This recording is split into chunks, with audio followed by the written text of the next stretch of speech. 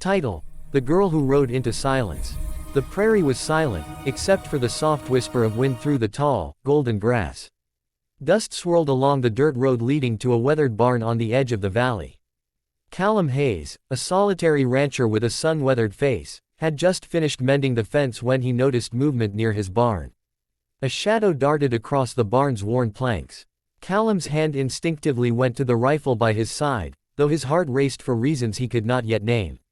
Slowly, he approached the barn door, calling softly, "Who's there?"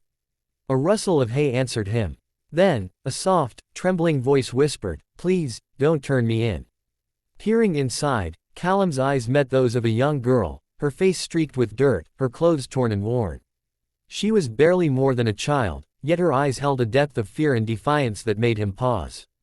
I'm hiding," she admitted, her voice barely above the wind. Callum studied her carefully, weighing the dangers. The frontier was no place for the weak, yet something about her desperation stirred a protective instinct he hadn't felt in years. He lowered his rifle and stepped aside. "You can stay, for now," he said quietly. The days that followed were tense yet oddly comforting. The girl, who called herself Lila, proved resourceful, helping with chores and learning quickly how to tend to the horses and cattle.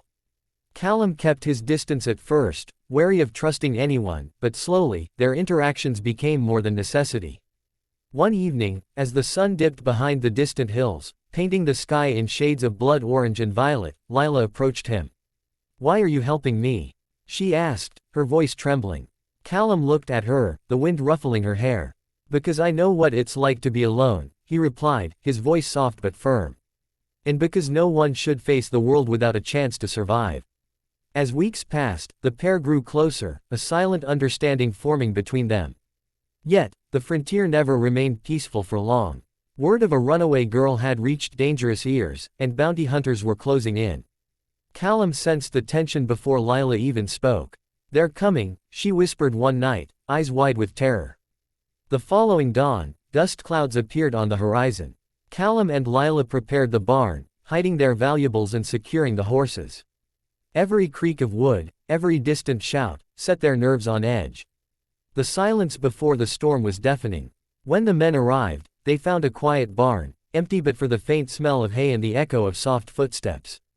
Lila had escaped under the cover of pre-dawn darkness, guided by Callum's careful planning. Though he never saw her face again that day, he knew she was free. Months later, a letter arrived, carried by a weary traveler. Inside, in a delicate hand, were words that made Callum smile despite the ache in his chest. "I am safe. I remember the man who taught me to trust again. I will never forget the silence we shared." Callum folded the letter carefully and placed it on his mantle.